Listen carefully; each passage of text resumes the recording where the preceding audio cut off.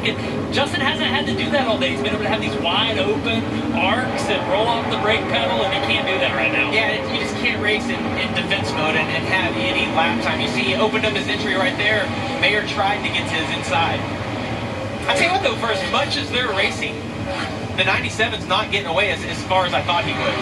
Justin can get about a 2-3 car gap. Would you see it opening up a little bit? If he can get off of turn 12 with that gap, I think he could go challenge Shane. Yeah, this isn't over. I mean, I think the 7 had the fastest car. It just didn't fire off very well initially, and it seemed like the 97 did, but now it's almost like it's flipped right now. You see the 7 car kind of coming on instead of the 97. Might be struggling a bit. The 1 got the tire barrier there off of turn 12 using all the racetrack, but that's that gap that Justin Allgaier needed. And that's good. Oh, you see he's got a flat tire there, Sam Mayer. That could be a caution. That car just comes off. That's a long ways they have to go around this racetrack. Let's go back and see what happened inside of 2 laps to go. Just trying to get all he can to get that run down the front stretch, hoping he can outbrake Allgaier into turn 1, gets into the tire barrier. Flipping that thing around, that's a long ways to go. We saw it with Haley Deegan earlier. The tire come off and cause a caution, but Shane Van Gisbergen gets back to the white flag. The next flag would end the race. Something to keep an eye on as we also watch Sam Mayer limping around the racetrack with that tire issue. Yeah, this is getting good. The 7's a little quicker than the 97 right now. It's going to be all about putting together the perfect lap here on the white flag lap. We heard him talk about making those adjustments on the 97 at the last pit stop, and they have woken up the beast. Here they come off of turn 12, back to the start-finish line.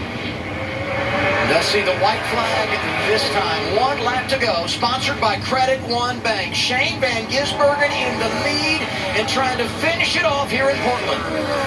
Yeah, he got off at turn 12 really well, but you see Allgaier sails it down into turn 1. So this is right up to the rear bumper. He's loose off of turn 2, though, and not going to get the drive that he needs on the exit. What a day it's been for SVG. Which part of it, Adam? Off the track, on the track? Qualifies up front, but has been banged up throughout the afternoon. Sent in multiple directions. Time off the track, but stayed in the game. The late rally, the awesome restart, and now just a half a lap away from his first career victory in an Xfinity car. Well, he had to work for this one. We think back to Cotto when he's leading on the last lap and it gets taken away. He shows up at the Chicago Street Course in the Cup Series, thinks, hey, this might be easy, but now in the Xfinity Series, he's had to fight for it. Truex is off track. Down the back straightaway, turns 10, 11, and 12 for Shane Van Gisbergen. Supercar champion comes to the States. Trevor talked about his hot start, winning for the first time ever in a Cup car at Chicago. Today, the 13th time he's driven an Xfinity car, and he's going to get it done. Career win number 1 for Shane Van Gisbergen comes in Portland, Oregon.